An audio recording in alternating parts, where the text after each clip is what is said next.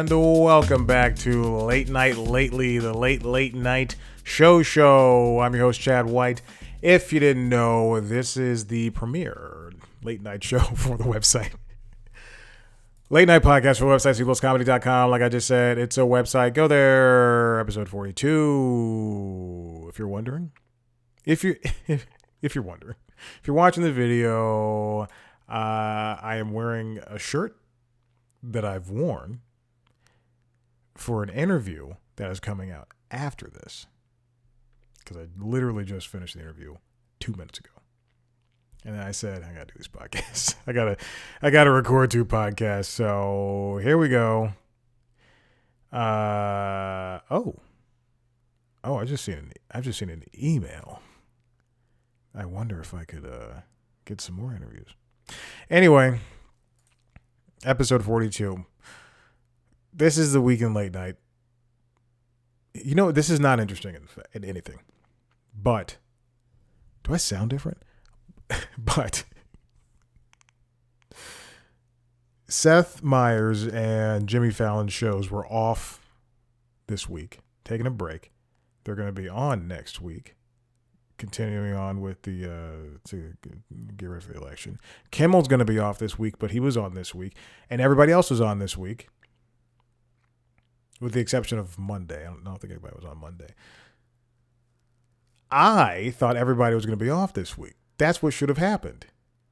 So I don't have to do an episode. And then it's Wednesday. I'm scrolling through my YouTube. There's the clips of shows and episodes being uploaded. I'm like, what the heck? What's going on? So then today's Friday, the day I'm recording this and the day this episode comes out, I'm just blasting through episodes of Jimmy Kimmel Live, watching clips, episodes of The Daily Show, watching clips of, this is episode 43. I've been saying episode 42. God, I just opened up Pinecast, which is the platform I used for this podcast. So it was my fault. I had the thing wrong. Episode 42. 3. I said it again. Anyway, just blasted through a bunch of clips for late night shows. So there you go. I don't know if you just heard Maverick sigh, but he had the biggest sigh. As if he's... Listen, look. Today, this is a late night show. It's not the Constitutionals. But that guy just sighed. The heaviest sigh I've heard him sigh all day. He's been sighing all afternoon. The thing is, we went for a walk. We went for a run. And then a couple hours later, we went for a walk. And on the walk, we got pet food. We got dog food and cat food. And then I stopped by this donut shop. He comes in with me. He's scared. He's so scared. Tail between his legs. He has high anxiety. He's so scared. Barking. Doesn't want to go inside. He was so afraid to come inside. Big, medium-sized pit. They go, oh, look at him. Does he want a donut? They gave him part of a donut. He would usually eat that. Too scared to eat it. I had to put it in the bag with the food. You see that New Yorker bag back there if you watch the video? Yeah, I subscribed to the New Yorker at one point. Got that free tote bag. All right, that's been 4 minutes. Let's move on. Late night was I'm going to mute the computer before I click on the video. Late night had a good amount of people in it. Let's start with The Daily Show. Daily Show. Jon Stewart did not host this week, but Desi Lydic took on every other day, the rest of the week. We had people like Lewis Black and Laverne Cox stop by which now it seems that Laverne Cox is now what? Okay, so if Lewis Black is a correspondent, and Laverne Cox is appeared in a segment, a desk segment, in the same way that John Leguizamo and Charlamagne the God and guest hosts have done, like Leslie Jones, does that mean Laverne Cox is now a correspondent? I'm going to say yes. They also had a Juggalo vote thing that I did not get a chance to see, so I put that in my watch later video. This is boring. I don't know why I'm telling you that. But Desi's so good at this show. Anyway, and then let's see and Desi's good at just comedy in general. I'll just watch her on this show. After Midnight was back this week after being the only show that was off last week, which was again strange. I don't know what it is for After Midnight and the Late Show. Actually, for CBS's the Late Show and then whatever follows the Late Show, they're never on. I mean, they are on at the same time, but they're never on at the same time consistently. Because that used to happen with James Corden's show. Like, you would never go to NBC and have Seth, a late night with Seth Meyers be on, but the Tonight Show be off. Like, it's just so strange to me. After Midnight was back after a week off, a week in which there were people pretty much every night I did not know. Versus this week, they had... You know what? I will say this about Paramount. They love doing cross promotion. They love it. I watched CBS this morning, which is their morning show. I watched that, and I also watched the Day Show. The Day Show is also, I'm not saying that they're not guilty of this, but CBS does this so much to a point where I'm thinking they are losing real news stories, wherein they will cover... You know, like if there's a series premiere of Matlock, that'll take up a news story slot in lieu of like a true news story. Leader of Hamas was killed. We got to talk about young Sheldon spinoff, Georgie and Margie's first marriage. I think that's what it's called. So they had Jerry O'Connell, Tawny Newsome, and Eugene Cordero from Star Trek Lower Decks on an episode of After Midnight, which also makes me think the season 5 premiere of Lower Decks is happening at some point. I like Lower Decks. It's very funny. Although I have heard Eugene and Tawny's voices on podcasts for years, so I can only imagine their faces and when they're acting in the show. So that's what's difficult. I can't lose myself in Star Trek Lower Decks. That's very true. If I've heard your voice too much because of podcasts prior to you getting like a very lucrative cartoon job, because this happens so often now. I'm not kidding. If Paul Scheer did it, or if Pete Holmes did a cartoon, I'd be like, that's just Pete Holmes. I couldn't lose myself. I just can't trust it. Anyway, they also had Dylan Mulvaney and Jim Rash and Rachel Bloom, whom I love, Andy Richter and Gillian Jacobs, Guy Branum. Guy, is that the second time he's... Oh, and then they also had Tom, what's his face? Tom Lennon. This feels like the second, and Aparna Nancherla. This feels like this. I see, again, I was so behind on Late Night this week. This feels like the second.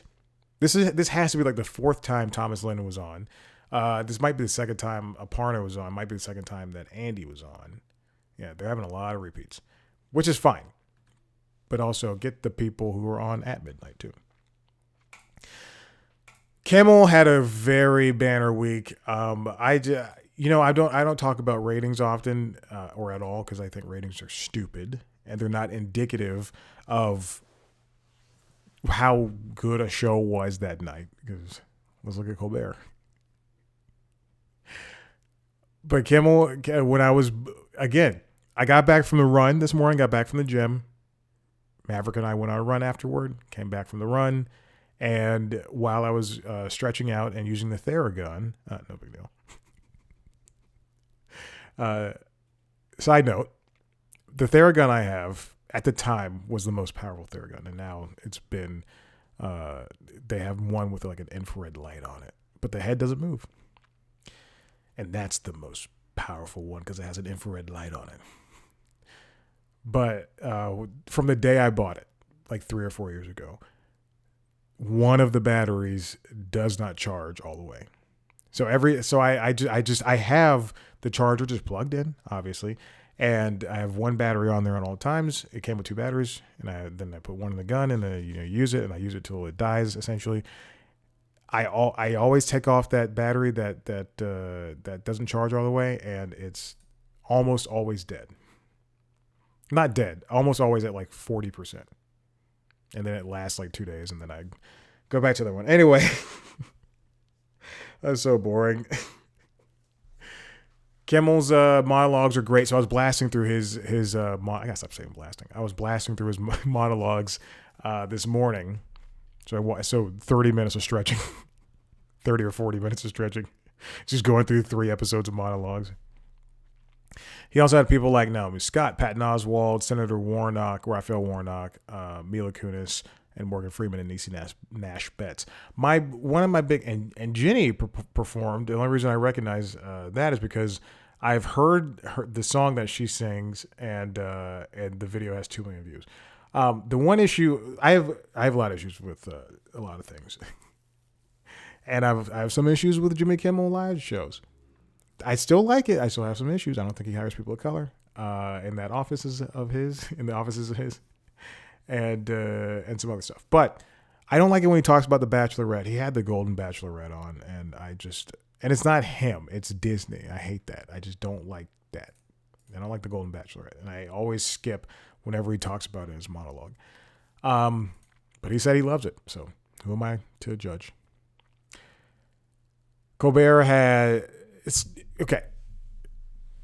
I mentioned this a couple of times in the past couple episodes wherein Stephen Colbert is so good when he's having talks with people who aren't entertainers. And I'm not saying that he can't have a conversation with Oprah or Dwayne The Rock Johnson, but what I am saying is that he's much better when he talks to people who are business people or politicians. He had on this week Jasmine Crockett. He also had on, Bob Woodward. And those are 2 people who are in the political sphere. Bob Woodward is a writer who was the biographer for Elon Musk. And I believe he just released a book this week covering the presidents. I feel like that Elon Musk book came out 6 months ago. this is how I know Bob Woodward so well. He was on one of Kara Swisher's podcasts. I believe it was On with Kara Swisher, but he was making the rounds for CBS Morning, He was also making the rounds for that Elon Musk book. And at one point he did appear on CBS Sunday Morning, which is a show I enjoy, the magazine show. But I watched almost all of his interviews because he was also on PBS NewsHour this week. So I know a lot about Bob Woodward and his thought processes and how he writes and everything. And he's a smart guy. But this is the stupidest anecdote. But I play a lot of video. I don't play a lot of video games. I play video games, and I try to get Microsoft. For Xbox, you can buy a thing called Game Pass, subscription called Game Pass. You get access to a bunch of games, to hundreds of games or something like that. I remember specifically, I was playing a game called Human Fall Flat when I was listening to the On interview with Bob Woodward. That's why I know so much. I just there's an imprint in because every time he talks, every interview I've seen this week with Bob Woodward is just, I just imagine the game Human Fall Flat, because I was trying to get an achievement in that game. And I was just like, oh God, I know too much about this guy. Let's get on to the stories. That was this week in Late Night. Let's get on to the stories. Brian Steinberg for Variety writes, NBC plans special Tonight Show to air after Sunday Night Football on November 17th. Jimmy Fallon is going to be hosting a show that is going to be following the Sunday Night Football, as I just said. But this is not the first time this has happened. This is something that used to happen, not a lot, but a few times a couple of years ago. He's going to tape a show before the New York Jets and Indianapolis Colts game. There's going to be local news between Sunday Night Football and tonight's show. And then he's going to go to, in the middle of, or after he shoots that episode, he's going to go to MetLife Stadium where he's going to do some promos for the episode, and that you will see that night before the episode airs or during the football commercials. This is I like this type of thing. You know, it's the same thing that when Colbert airs a live, or and the Daily Show air live episodes during pivotal events. I don't know what what this is for. I don't know exactly why Sunday Night Football, this game, this Colts Jets game, is getting the shout out for, because even the guests for that night, John Hamm, Lindsay Lohan, and Pharrell, I don't know what their ties are to those teams, but it seems like it's gonna be fun because they've done, you know, again, they've done it before. Sometimes after the Super Bowl, when NBC has had the Super Bowl before, they've done some things like this. According to Steinberg, Tonight paired up with football more frequently in 2019 when NBC aired 5 different Sunday broadcasts of the late night mainstay following Sunday Night Football telecast. I'm all for this. Why do these have to coincide together? But you know, Jimmy's a very lovable guy, and he can make things fun. So there you go. Finally, this one comes from Late Nighter, written by Jed Rosenzweig. Technical issues forces SNL to momentarily halt show. I think about this because I do this stupid show. I think about this constantly. Oh God, I'm sorry, I gotta whisper now. I think about this constantly. What constitutes a late night show? Like, what makes a late night show? Why is there a reason for that show to be covered in late night lately? And yes, it's the broadcasters. It's whatever's on the broadcasters that airs past 11:30. It's whatever show is on HBO, and that does include Bill Maher's show. It's whatever Greg Gutfeld's show is on Fox News, and it's basically anything that says it's like this is a late night show. I'm in the middle. This is so stupid. I'm in the middle of watching a horror movie per day on a horror movie I have not seen per day until after Halloween. And so far we're 18 days in. I started on September 30th though, so I'm 19 movies in. Every single movie has been from 2022 to 2024. Some have come out, you know, last week. Some have come out 2 years ago, and I just I never just wanted to be in the mood to sit down and watch them. And a lot of those movies, some of them are funny. It's What's Inside is probably my leading favorite right now. It's on Netflix, and it's not scary in the slightest. It's a thriller, but it's it is in the genre of horror movie. If you look up horror on there, or Halloween, whatever. Last night I watched Wendell and Wild, and because it was a horror, but it also said it was a comedy, and it was also animated. And I've been watching a lot of slasher stuff, and I'm just so sick of slashers. And also I just needed something quick because it was like 7:30, and I go to bed at like 9:30, and I turned it on. I'm lying. It's 8:00, and I went to bed at 10:00. I was so tired. But I do go to bed at 9:30. But the genre for that movie was horror / comedy. There wasn't a point where I was scared, and there was not a point where I laughed. Let me just tell you that. So, with that being said, I'm trying to start words with sentences with so. With that being said, all that in the rear view, SNL's mid-show break in sketches in the world of Michael Che and Colin Jost. What is that thing called? Oh my God. Weekend Update. Whew, that was embarrassing. That's like my second favorite show. Weekend Update. Is it late night? And it's not a news show. It's not a sketch show. It's not a comedy show. And it has had standalone episodes. I would say yes, it's a late night show. Or a late night segment, because it does come on past 11:30. There you go. That's a very long anecdote. Last week, and SNL, I guess, is a late night show because it's a variety show. But last week,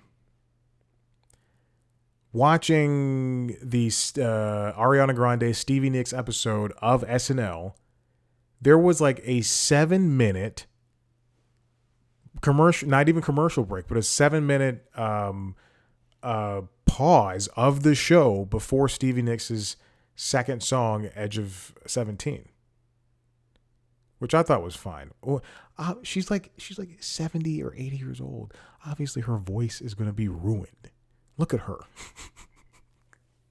People are like, oh, that was the worst performance ever. Yeah, look at her. But I record, and the only reason I noticed is because I don't watch it on Peacock. I don't watch it on demand. I record it on YouTube TV. I'm playing it through. I'm skipping through on Sunday morning going, wow, this is a long commercial break. And like, not even commercial break. I'm like, wow, they have that photo up there for a long time. And then eventually I just press OK on the remote, and it kept, like, it was playing, and I was like, oh no, something is wrong. Because I've worked at CNN, I've worked at NBC, I've worked at the Weather Channel. When something is up on a static image like that for too long, for more than 10 seconds, there's something the matter. And it was crazy that, as Jed reports for Late Nighter, that technicians scrambled to fix the error. Viewers at home saw a bumper of Nicks for a full 55 seconds before a show cut to a set of commercials. Apparently, there was a soundboard that went down at a very bad time. The show returned 2.5 minutes later. Soundboard apparently fixed. There was a backup at some point. And Nicks performed her second song live without incident. There were other issues that night. Also, yeah, there were other issues that night. There was one at one point during the Bridesmaid sketch where Ariana Grande, I loved this, where she sang badly on purpose, and it was just so funny. A good singer is able to diminish their talents almost immediately and just be like go from singing really well to singing really poorly. But Ego Wodom's mic had issues coming on. Maybe it was the director. Maybe it was the sound. The show had to run a dress rehearsal sketch. That's the rumor. No one really knows if that's true or not. At the end of the show, instead of having another live sketch. We haven't really gotten answers. And the timing was off for the rest of the episode, because after that, there's supposed to be, I think there's supposed to be like 2 or 3 more sketches, but we didn't see goodnights. And I love saying goodnights. Goodnights are so emotional for me. I'm not kidding. I tear up at every goodnight. Even if an episode is not very good. I always go, they did it. They did it. But that was so interesting to see. That episode was October, I saw Saturday night on October 11th, which was the 50th anniversary of that show, which was great. I didn't even know that until after I saw the movie, but that was the 50th anniversary of that show. And then for October 12th, for them to have just kind of like the biggest mistake in years, I think, to happen on that show. Oh, the third biggest mistake. First was having Donald Trump host. Second was having Elon Musk host.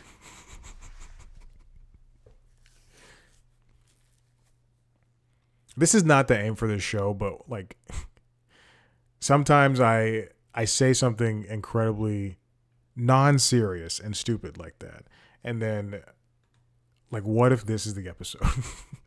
What if this is the episode? People are like, let me share this around. This is a good show. Let me share this around. And then it blows up. And then the wrong people are like, what do you say about Elon? What do you say about Donald? Who calls him Donald? Even his supporters like Trump. They're like Trump. No one's like Donald. He is a duck, though. Okay. Listen, if you like what you heard here, I don't know why, head to the website cpluscomedy.com, where there's other podcasts, including the Constitutionals podcast, and which is the Entertainment Business News podcast, and LinkedIn Logs, which is the Jobs podcast, if you want to watch a video version of those shows, as well as my interviews with your favorite famous people. Head to youtube.com/C+comedy. Adam Devine. Others. Follow us on TikTok, Twitter, Instagram, and Facebook at C+comedy. Me at Chad Black White. Thank you. Bye.